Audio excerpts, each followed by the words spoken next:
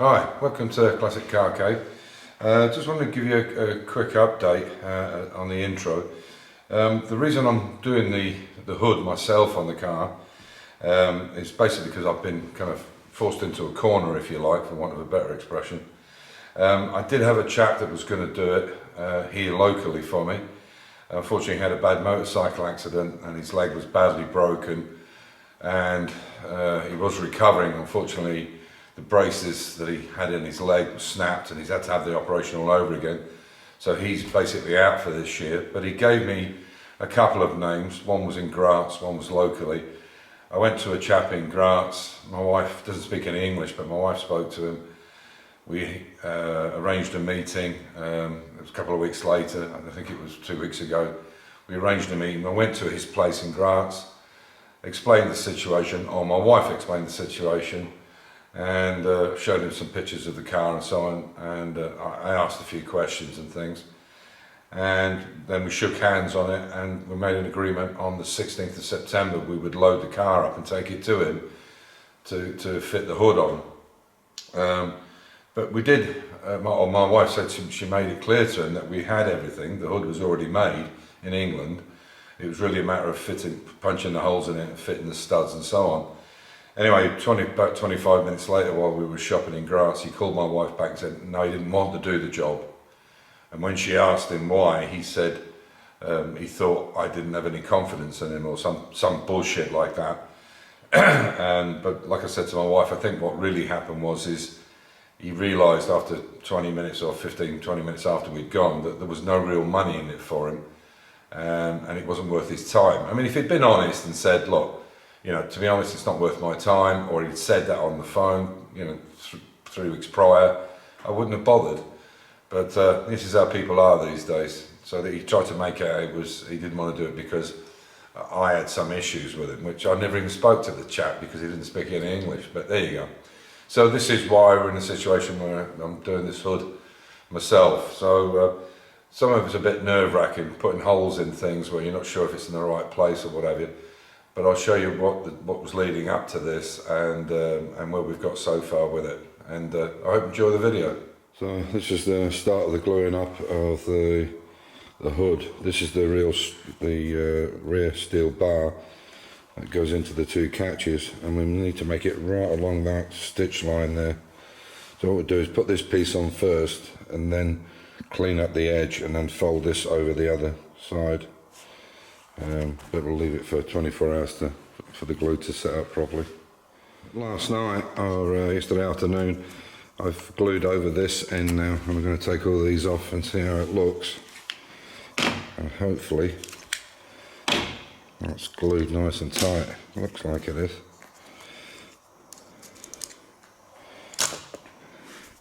What I could do now is pare that back, so it's a straight line along there. It looks like it's glued quite well. So I'll take it off and I'll cut these pieces off where the catches go for the back of the tongue and see how it looks. Okay, it's not too bad. I'll probably have to paint that back up again, or maybe it might mark every time. But it's really important, this edge here where it clicks into the corner. There's a couple of bits where it's not 100%. You can see here, but generally it's pretty good. I'm gonna glue all that down again, and this end is definitely coming out. But generally, it's pretty good. Hopefully that'll do the job. We shall see. This is the original ones I had, and what they are is they've got like a serrated head on them, and then you can slide this into the chrome strip. These are for the bonnet that went on that bonnet chrome strip inside, so they slide inside it. And the problem was, as I said, it wasn't so much the diameter. I could drill a bigger hole, the length was not enough. So you can see I've got a new stud there which is the right diameter and the right length, and what I did was manage to twist these things out. So if I can pull on it, it might just come out. There you go.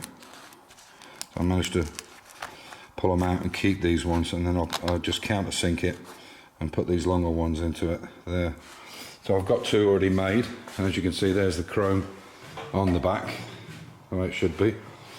And obviously there's the, so I've got to make another 3 up. I mean, obviously the canvas goes across it and then you put this on through the canvas, but it's just to see that it bends right. And there we are. So yeah, sometimes you just have to make do and mend, but it worked, that's the main thing. So what I've done is I've used brass screws and washers, and the washer's just slightly too big, so what I've done is put a flat on each end so they sit nice.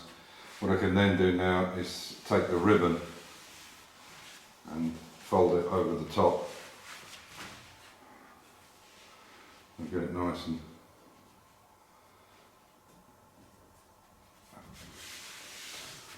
then what I'll do is just, for now,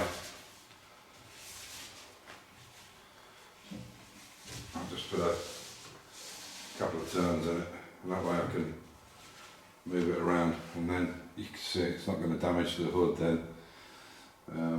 But that's got to go right away across. As you can see from this book, this is the open two-seater or convertible, and this hood actually folds back under the seats. This is the drop-head coupe, and it concertinas on the back of the car, which I think looks quite ugly. I think the Roadster is much nicer, but you can see this chrome strip across the top here, across the window, and obviously there is holes in the frame, and then you have to punch holes through the canvas to get the studs through to put the nuts on them, and I'll show you what that looks like now on the car. So with some intrepidation I did it, and there it is on the car, and you can see so there's basically 5 studs in this, and then there's 2 on the side here to hold the webbing, and that's all in place now. So I've got nuts on it, I haven't tightened it up yet, and this back window has a zip in it so you can zip it. So what I'm going to do now is I want to change it for dome nuts, and I'll show you what it looks like inside.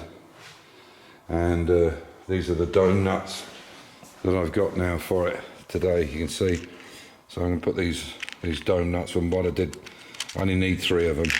I had to buy them packs of 4. And for the other 3 I put these normal nuts on them, but I think these will look nicer. I had 2, but I need another 3. So I'm going to put them on now and make that look a little bit better. And I'll show you the zip window. So you can see I've taken the driver's seat out now as well. We had to take them out because we've got to put the carpets back in anyway. But it was just give me some room to move in here. So if you look now at the interior, you can see I put all these brass studs on it rather than the nuts. I think they look nicer. So I've just got to get this webbing pieces here, and there's a hole in these ones, just in this front one, that has to be done as well. So that's the next job. But you can see it's really looking nice in the back, and I do think painting the grey, instead of painting it grey, the frame, and doing it in body colour, or sorry, I had it matched to the colour of the interior. I took a little piece down with me, and he kind of matched it the best he could. It looks camouflaged, it looks like it's meant to be in there. I think the grey stands out far too much. It's a bit stark against the inside. But that's my personal opinion. I don't think it makes any difference, and probably at concourse it would lose points, but I'm not interested in concourse anyway, so, or certainly these judges and what have you. But I think that looks so much nicer. With the brass nuts on the end, I think they look better too. So there you go. And the window zips out very, very nicely in it, so there's no problems there. As I said, now what I've got to do now is just get these webbings put in. And the problem with anything like this is, because this is a very early model, this is the 119th Roadster that they made, so very early 58. And the canvas on this is slightly different from the later models. On the later models, where these press buttons are here and here, there's another one to go in here at the end here.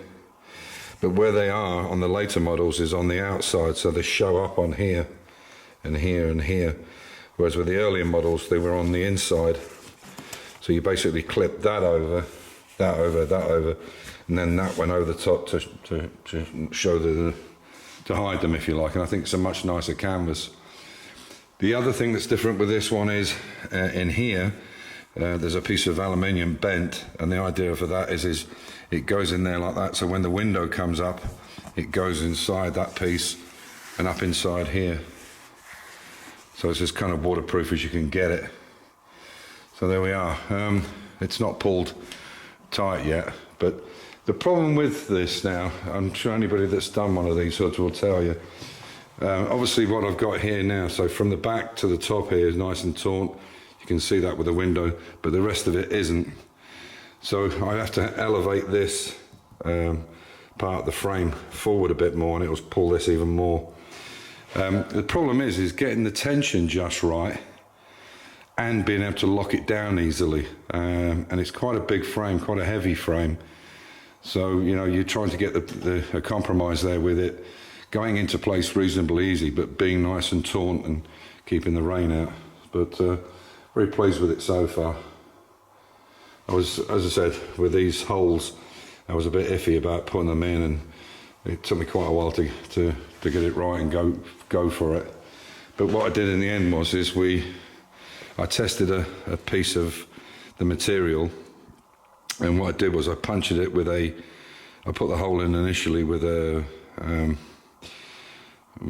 spike, and then what I did later was I used the gas burner here and then heated up the end of this and pushed it through, so it burnt a hole, if you like.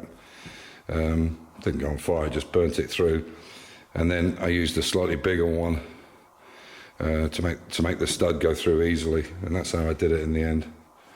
But yeah, pretty pleased with it. So, but I've heard from a friend of mine in the States that's got one of these, David. He's got an original S, a later car, and he's given me a lot of advice on the roof and helping me with it, because he did it himself in a trimmer's shop, but he did it himself or worked with them, and so he knows all the techniques and how to do it. So yeah, big help, the internet, and getting to know people on YouTube. So there we are. It's as far as I'm going to go with it to just now, and then let it stretch for a little while and see how we get on. So on that note, as usual, stay safe, keep the faith, enjoy your hobby, and we'll catch you in the next one. Take care, everybody. Be good to each other.